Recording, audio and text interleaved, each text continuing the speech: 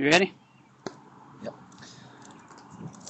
Jerkbait and weighted jerkbait is something that back home is a huge deal. I mean, we just catch a lot of fish on them, from January clear through to the spawn.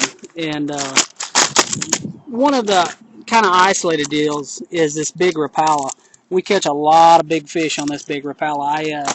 I led a BASS tournament a couple years ago on it, and it's just kind of an overlooked bait. It's just kind of an oversized bait, but that big Rapala, we weight it to where it'll suspend like all the rest of them. You have to jerk the heck out of it. I mean, it's a hard bait to work. You'll end up looking like Popeye for the day's out if you throw it a bunch. But it's kind of an overlooked bait. Me and Terry Basquet, Kenyon Hill, Pete, Dad, there's a little handful of us that throw it a bunch. But it's not a lucky craft. It's not a mega bass. But it's a heck of a bait, to catch a big old stringer of bass.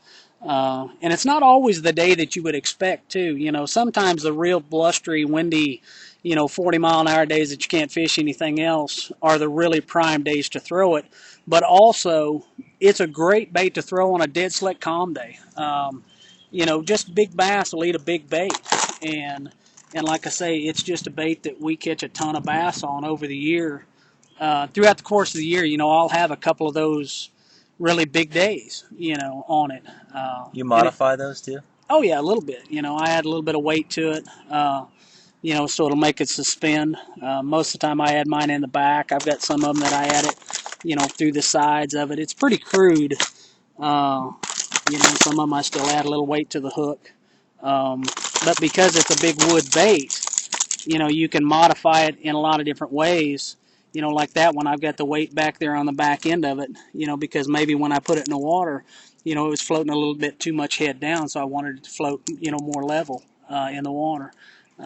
So yeah, we modify it in a lot of different ways, a lot of different colors. There's a little bit of weight in the belly of that one. It just kind of depends on what I want it to do.